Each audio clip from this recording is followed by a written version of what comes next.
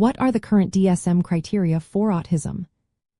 Imagine trying to understand a different way of thinking and experiencing the world.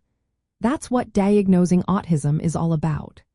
The Diagnostic and Statistical Manual of Mental Disorders, 5th edition, or DSM-5, provides the rules for this. It helps doctors identify autism spectrum disorder, which covers a wide range of ways people experience and show their differences. To get a diagnosis, 5 main criteria need to be met, with the first two being the most important. The first big part is called social communication and interaction deficits. This means that a person shows persistent challenges in how they connect with others across different settings. For example, they might struggle with social emotional reciprocity, like not sharing interests or emotions, or having trouble starting or replying in conversations. They may also have difficulty understanding or using body language, gestures, or facial expressions. Eye contact might be unusual or absent, and understanding social cues can be hard.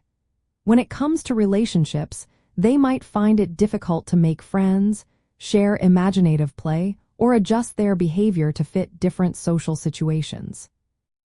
The second part is about restricted and repetitive patterns of behavior. A person needs to show at least 2 of 4 types of these behaviors. One type is repetitive movements or speech, like lining up toys, flipping objects, or repeating words. Another involves insisting on sameness, such as following strict routines or becoming upset when routines change. The third type is having very focused interests that are unusual in their intensity, like obsessively collecting or learning about specific topics. The last type is unusual reactions to sensory input, like being indifferent to pain or temperature, or being overly sensitive to sounds, textures, or lights. For example, some might cover their ears or stare at moving lights for long periods. These signs need to be present early in life, usually before the age of 3, but sometimes they aren't obvious until social demands increase. The symptoms must cause noticeable difficulties in daily life, like trouble communicating, making friends, or performing well at school or work. Importantly, these behaviors aren't better explained by other conditions like intellectual disabilities or other mental health issues. The DSM-5 also includes some extra details called specifiers.